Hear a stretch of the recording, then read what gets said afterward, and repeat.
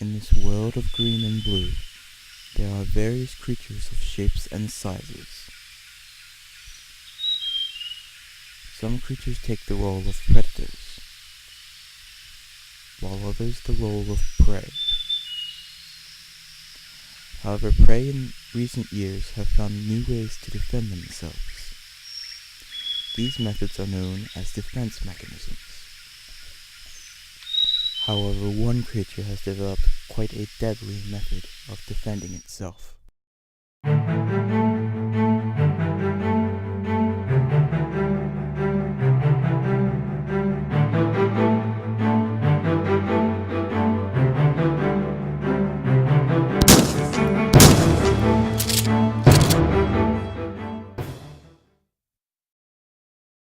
The defense mechanism of this creature is quite unique.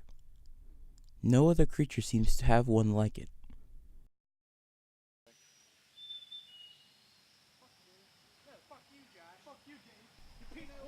Here we see two typical males of the species. Both are large in stature and very self-conscious.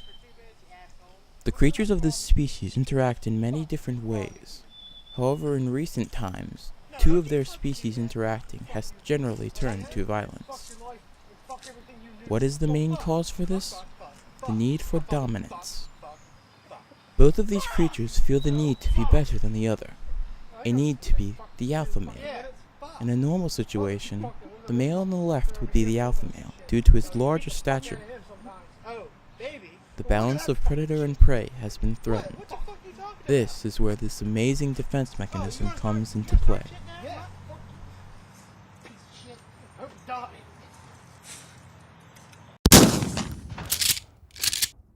Using this mighty defense mechanism, the male has asserted his dominance and has one less predator to deal with.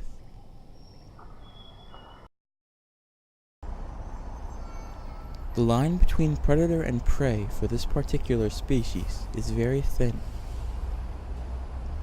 Many predators can become prey, and many prey can learn to become predators, using this powerful defense mechanism in the search for dominance in its herd. Inside of this room are a typical male and female in an argument over land. We cannot enter the area due to our own interference in the natural balance of things. The two of them wanted to start a family, but now have lost interest. Both are seeking control of territories which they can call their own. However, due to the natural order, only one may possess this particular territory. In a typical family situation, the male is the overall dominant of the species, while the female submits to the male's commands. However, the female shall assert her dominance and gain control using her natural defense mechanism. The female has taken control of the situation and disabled the overbearing male. We just saw a typical use of the defense mechanism in a family sense. However, this defense mechanism can also be used in the raising of its children. Here we have a child of the species, obviously unhappy. Its shrieks are loud and hard on the ear. This child is using its defense mechanism simply for the desire of something new. It does not need anything. In the natural order, the shriek would break the weaker of the species, and they would give in to the child's desire. However, a strong parent can prove its role as a parent to the child.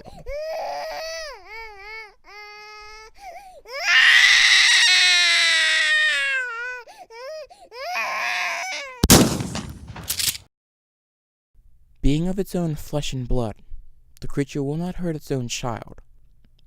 However, it has demonstrated that its own defense mechanism is greater than the child's.